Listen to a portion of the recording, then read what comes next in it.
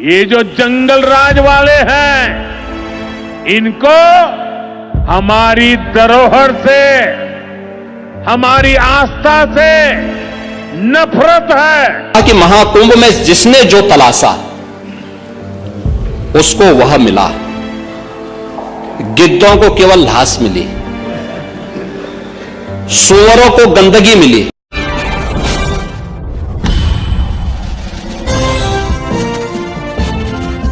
साथियों, एनडीए सरकार भारत की गौरवशाली विरासत के संरक्षण और वैभवशाली भविष्य के निर्माण के लिए एक साथ काम कर रही है।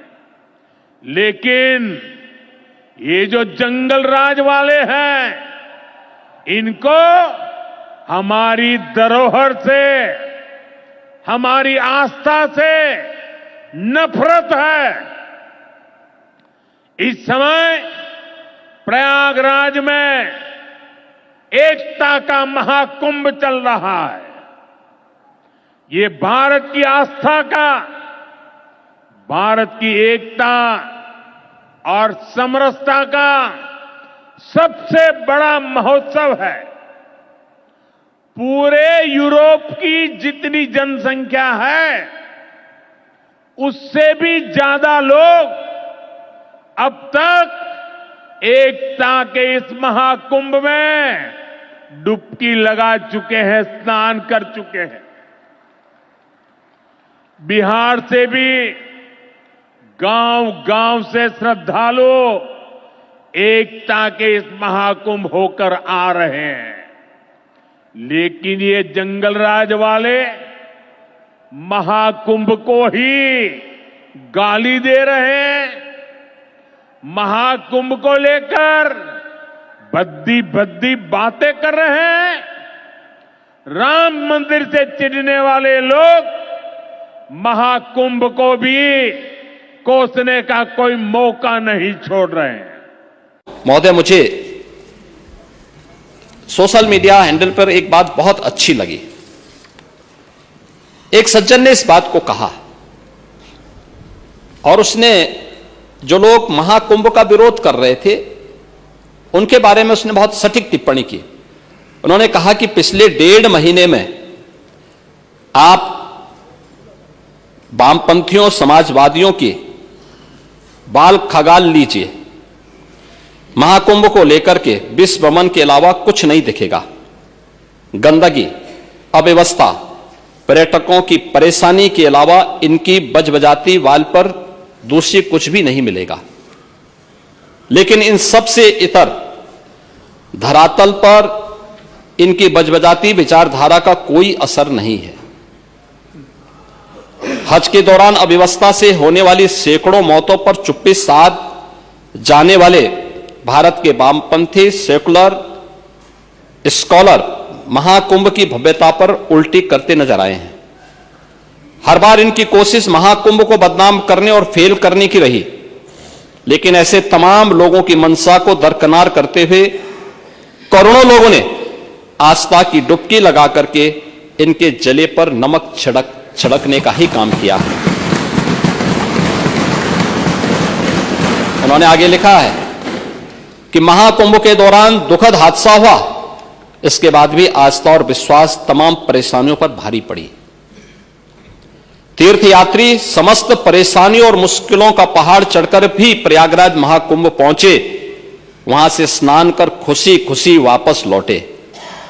रिश्तों के जटिल समीकरण का परिभाषा गढ़ता महाकुंभ अब समारोह की ओर है।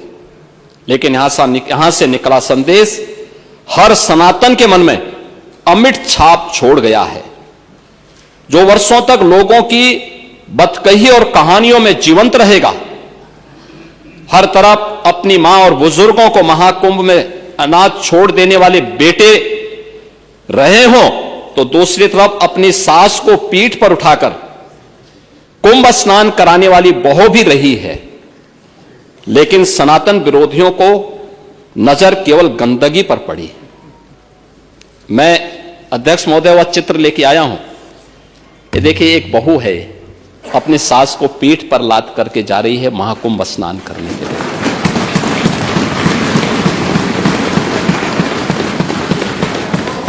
यही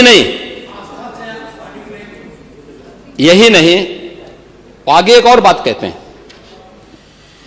किसी ने सच कहा कि महाकुंभ में जिसने जो तलाशा उसको वह मिला। गिद्धों को केवल लाश मिली, सुअरों को गंदगी मिली, संवेदनशील लोगों को रिश्तों की खूबसूरत तस्वीर मिली, आस्थावानों को पुण्य मिला, सज्जनों को सज्जनता मिली, गरीबों को रोजगार मिला, अमीरों को धंधा मिला, श्रद्धालुओं को साफ सुथरी व्यवस्था मिली, पर्यटकों को अव्यवस्था मिली, सद्भावना वाले लोगों को जाति रहित व्यवस्था मिली, भक्तों को भगवान मिले। मतलब सबने अपने स्वभाव और चरित्र के अनुसार चीजों को देखा है।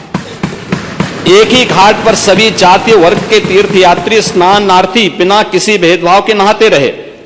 सनातन की सुंदरता आखिर समाजवादी और वामपंथियों को कैसे नजर आएगी, लेकिन इनके द्वारा लगातार किए जाने वाले प्रश्न इनकी नियत को ही संदेह के दायरे में खड़ी करती है। महोदय, ये टिप्पणी अचानक नहीं है। ये टिप्पणी भारत की टिप्पणी है, भारत की भावनाओं की टिप्पणी है। और जो स्वयं कुछ कर नहीं सकते थे, जिन लोगों ने अपने समय में इस पूरे आयोजन को अव्यवस्था और भ्रष्टाचार का शिकार बनाया था, आज वे महाकुंभ पर इस प्रकार की टिप्पणी करके भारत की भावनाओं के साथ ही खिलवाड़ करने का काम कर रहे हैं।